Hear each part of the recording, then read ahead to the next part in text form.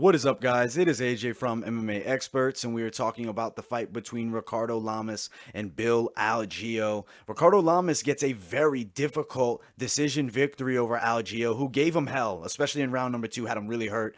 But Ricardo Lamas did weather the storm in round number 3, was able to get some dominant top control, and, land some brutal ground and pound enough that all 3 judges actually gave him a 10-8 round. That first round was a toss-up round. I really thought it could have gone either way, but I could see it edging towards Lamas, and Lamas was awarded the first round by all 3 judges.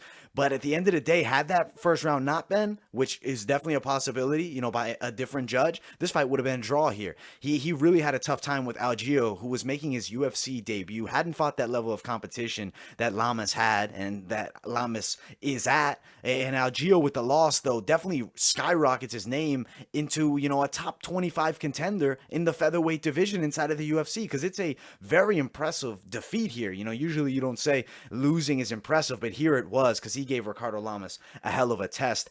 I think Lamas should go with his gut. If he feels like retiring, I think he should. He had a really difficult time here. But if he wants to consider one more fight, I'll quickly pull up the rankings and talk about the possibility, because he didn't confirm anything.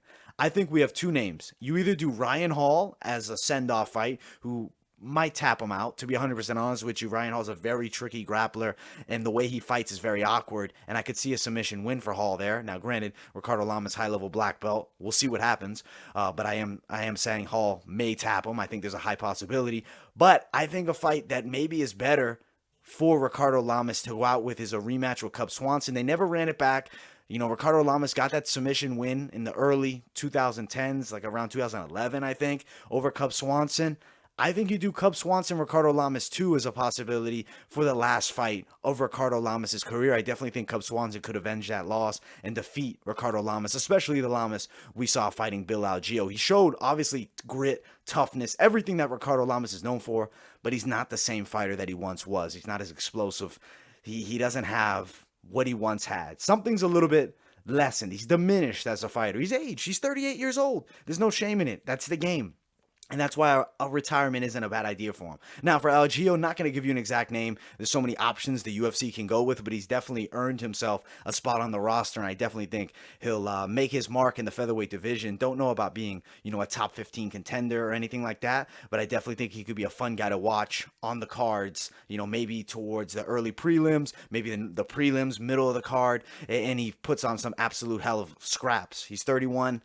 We'll see. Does he get any better? Does he ever get to top 15? I don't know. The loss here against Ricardo Lamas, though, was impressive, and he looked very difficult to deal with for a lot of guys towards the back end of that featherweight division. And I'm excited to see what's next for Bill Algeo and for Ricardo Lamas. If this is his last fight, I want to say congratulations on an extremely successful career. Amounting 20 wins as a professional fighter is absolutely respectable and astonishing. Congratulations on a great run, Ricardo Lamas. If this is the last time I will ever see you fight, congratulations on an excellent career. Thank you guys so much for watching. Like, subscribe, turn on those post notifications. Also, guys, follow my social media, Instagram, Twitter, and I will see you all in the next video.